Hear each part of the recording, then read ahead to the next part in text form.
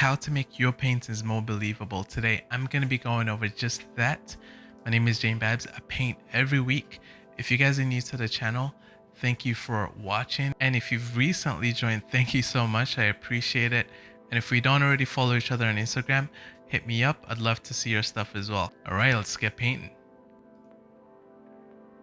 So before I get into this video and start talking about my process, I just want to let you guys know I have left some timestamps in the description where you can jump to where I go over what occlusion is, how I go about achieving it, and how you can use it to your advantage to make things seem a little bit more believable within the space that they're in.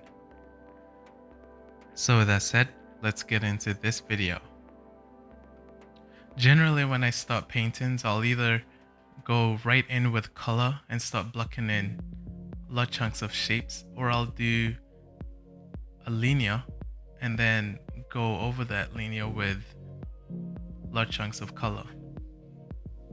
In this case, I started off with a linear drawing, and I'm going over that with the light tones and the dark tones. I gradually build this up over time and start developing areas where the light is coming from, and areas where the light is not reaching. And that's where you'll typically start to find areas of occlusion, which essentially means a spot or often a crevice or crease that light cannot reach. So in the human face, it might be above the eyes where the skin folds in on itself, and there's a crevice that follows the shape of your eyeball, and light doesn't reach, therefore it's depicted by a line. And it will usually be a varied line, so a contour essentially that is thick in some areas and light in other areas. The thickness and lightness usually is describing which part of that crevice is darker than the other, along with which part is folding deeper than the other part. Another area here is under the nose, where as the bridge starts to roll back into the main part of the face, just above the mouth or just above the lips, you start to get some occlusion. And especially as it folds back into your nostrils, that's all occlusion, which is often why it's dark, because it's receiving next to no light, or at least light that is not bouncing back and reflecting our eyes. When painting, I find it's really just trying to understand what the light is doing. And if you can understand what the light is doing, at least for me, I'm able to give an accurate description of what the subject should be doing. And that's really how you make things look believable inside of a painting or a drawing.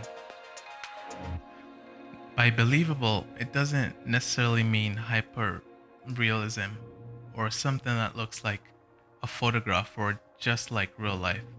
Believable just means the subject or character in this case looks believable in the environment that they're placed in.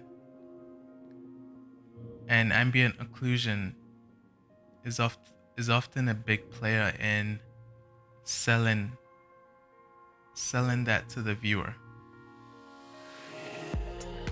if a painting is missing the dark occlusion areas and also highlights, it tends to lose life very quickly. Something just tells us that this object or character is not behaving as it would if it was receiving light. Because we're actually all experts of depicting light, even though we might not be able to articulate what we're seeing, we've been looking at it all our lives and we understand where light is not hidden and where it is hidden.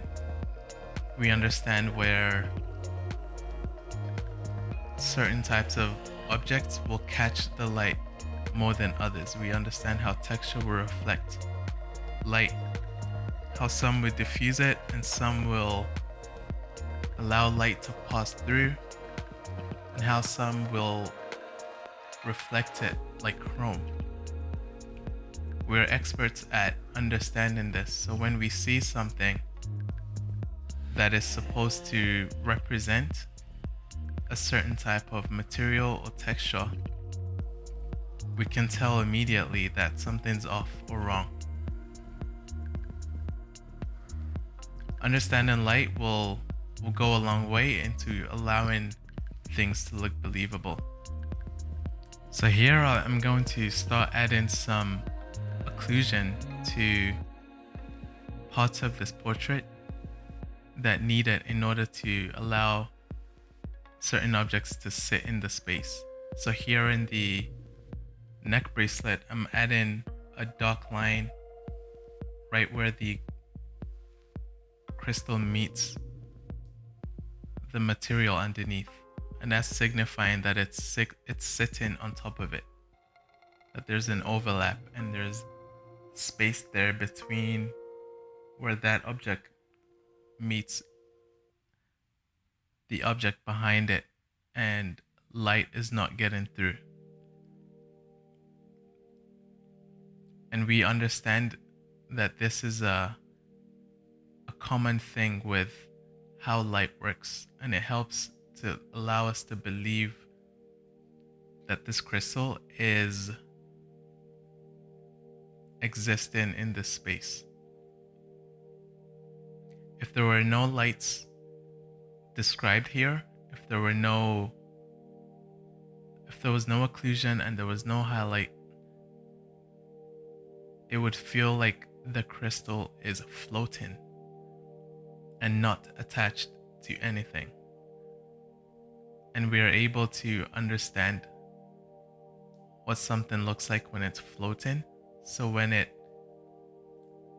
then appears in areas that shouldn't be so, it becomes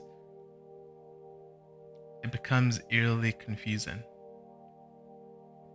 And subconsciously, our brain's gonna call it out.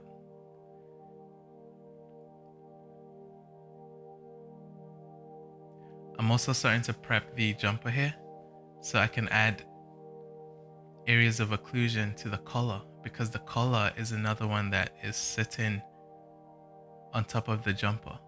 So it's gonna describe that shirt is really on top. I've added areas of shadow there, some dark shadows underneath the collar, and already it's starting to look like it's overlapping the jumper beneath. And by lightening up the jumper a little bit, I'm able to darken the crevice that's then created by the edge of the collar and the beginning of the jumper.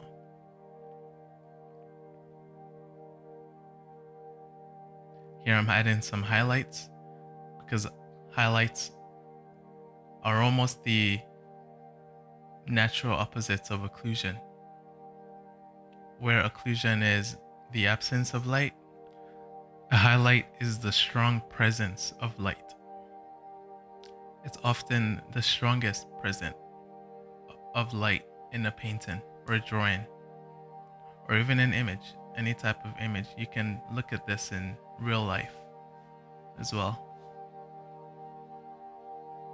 Sometimes I just like to observe how things are appearing when I look out the window or I'm walking down the street, just observing how light behaves. Here I'm adding those areas of occlusion again. Here, right where the neck bracelet hits the skin, there needs to be an indication of occlusion, because that tells me that that color is sitting on top of the skin and creating a small space that light cannot get through. I think this is why I love photography so much, and also 3D rendering, because it's an art itself when you're trying to capture light and tell a story with it. When you think about photography, sure, you have the physical objects in front of you, but another major component you have to work with is light. How you present that light, how you exclude the light, what temperature of light you're using. And a lot of these learnings come back with me when I paint. There was a time when I would just take my camera and go out taking photos and then observing what's happening in those photos. By doing this, I was able to just learn from life. And there's no better teacher, really. There's a lot of things like that where we've been looking at it essentially all our lives, but because we've never studied it, we're not able to articulate it. Therefore, we're not able to recreate it because we don't understand the steps of how it got there. And that's where observation is a very big component of practicing painting. Even if the end goal is to never paint from life, if it's strictly for fictional painting, having a base knowledge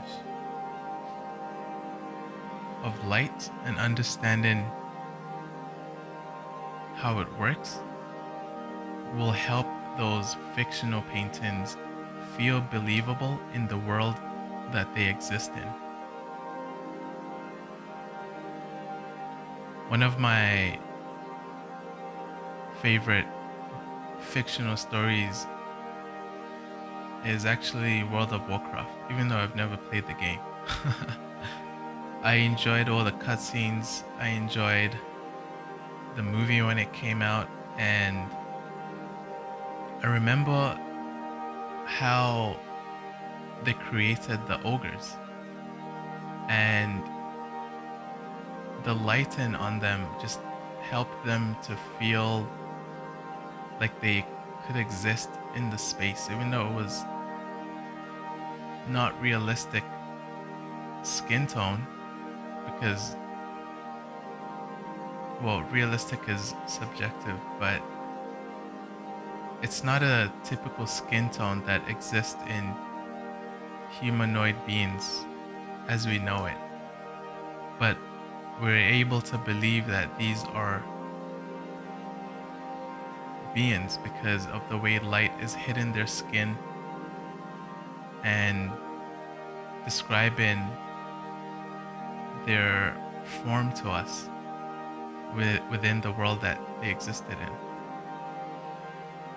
And that's what helps with a lot of other fantasy-based movies like Lord of the Rings, full of creatures. Some are more believable than others. I think back to The Hobbit. Definitely, I think the old ones hold up a lot more, but when you look at the creatures themselves, you can see how light is hidden them and how light helps them feel like they belong in the space. You can see this a lot in Gollum in the first few Lord of the Rings movies. Though Gollum was helped by a very talented actor, it still felt very believable. And lighten is the first part. If Gollum was doing everything it was doing in the movies and it never felt like it belonged to the space, it felt floaty all the time.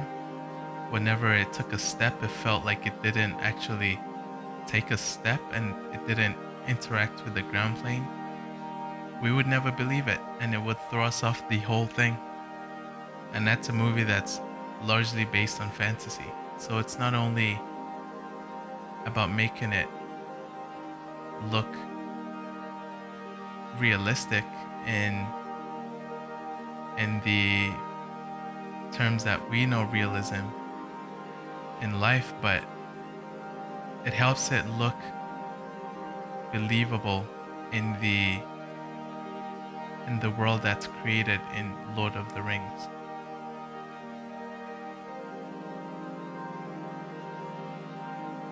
I'm adding some implied detail here to the hair, again based off of light. There are areas the light doesn't hit and areas that the light does hit. There are thicker areas of occlusion and larger areas of diffusion. And this is what's helping me imply detail in the hair without having to draw every single strand. If you guys are wondering which order would you be putting in these types of details, for me, I tend to do my darkest darks first, like I mentioned in one of my other videos, and my lightest lights first.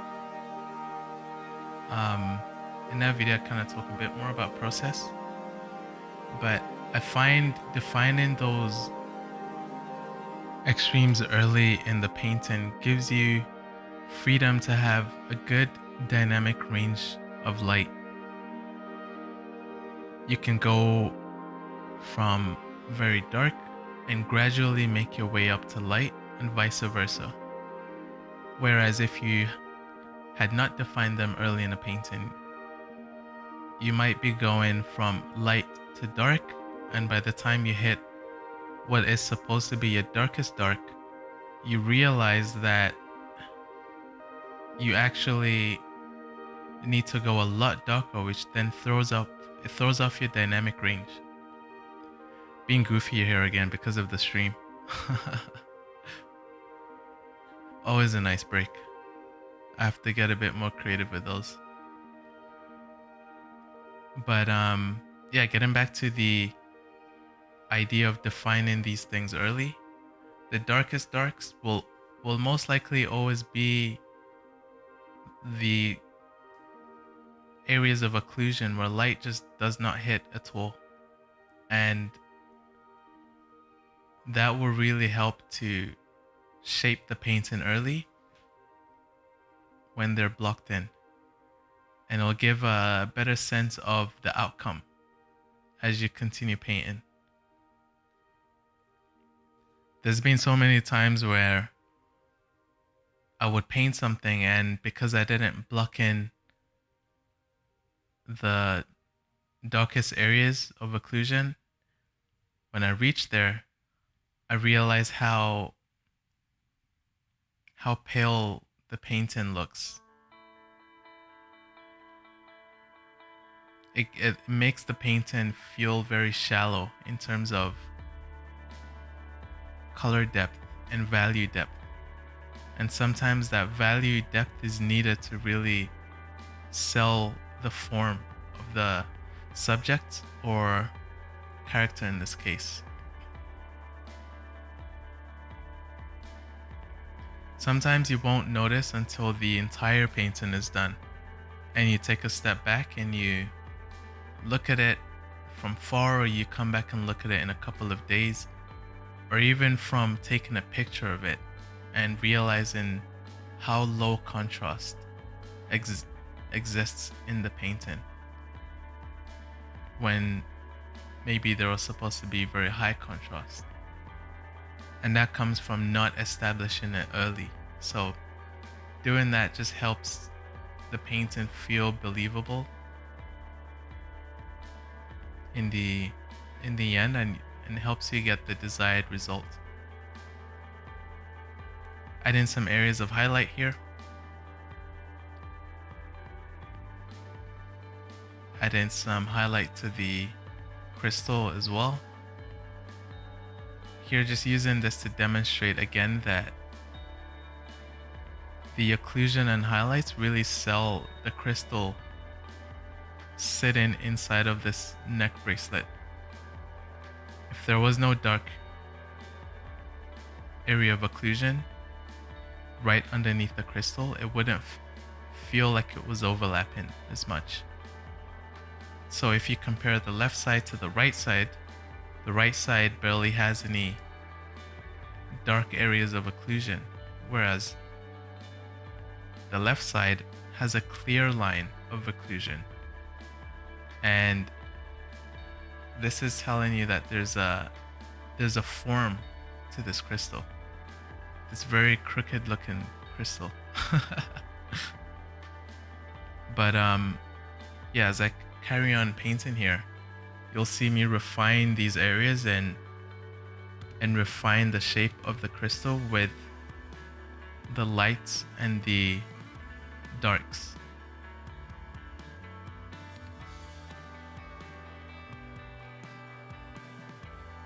Painting is all about describing light. When you're drawing, it's exactly the same thing. You're describing the presence of light and the absence of light. And you describe this by using things like halftones or etching, or whichever technique you're using to describe the variation of light.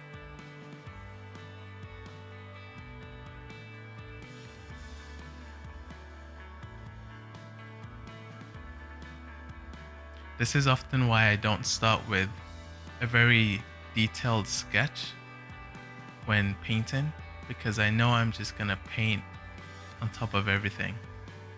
And it's a lot easier for me to block in the main color shapes, especially in their final, when it's closer to the final representation, because I'm also able to get an idea of color contrast very early on. Here I'm just adding a very light detail of highlight to the left of the crystal, right after the occlusion area that is describing that the crystal is sitting inside the bracelet. And that highlight just gives some more dimension to the bracelet, and it helps the depth of where this crystal is sitting.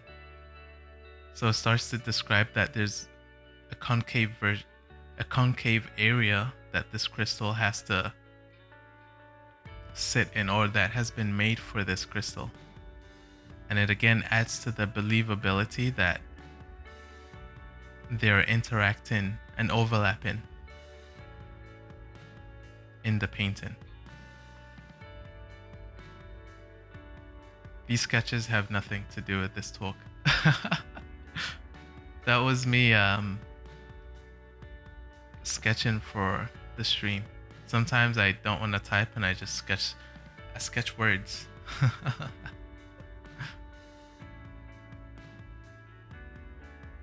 So I'm adding some more areas of highlight here.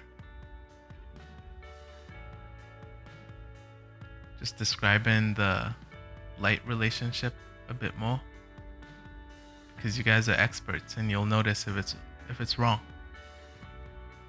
Even if you can't explain it, you'll know.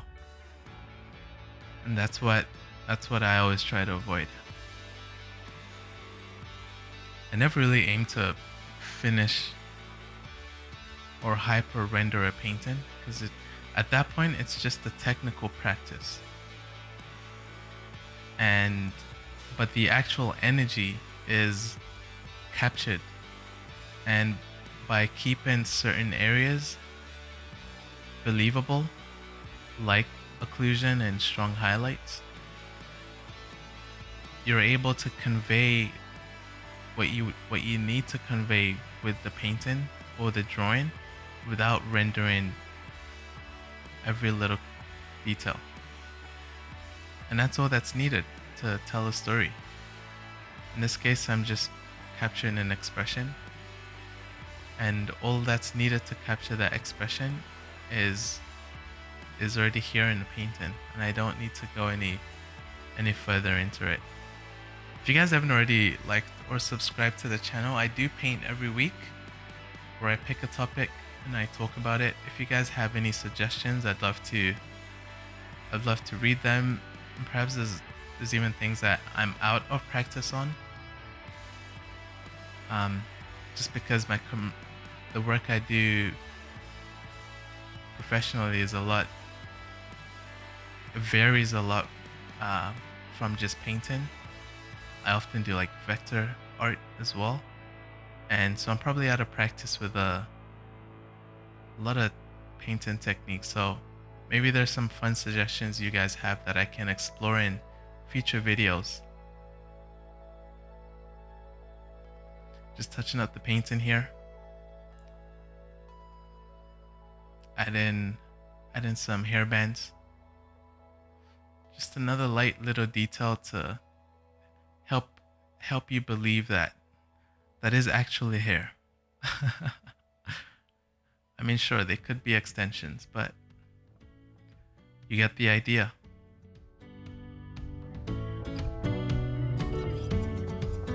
If you guys enjoyed that, let me know. Hit the like button. Let me know what you think in the comments as well. Topics for next time maybe. And if you want to join me in that journey, as always, I paint every week. My Instagram is in the description below. Hit the subscribe button. Hit it. All right. And I'll see you next week.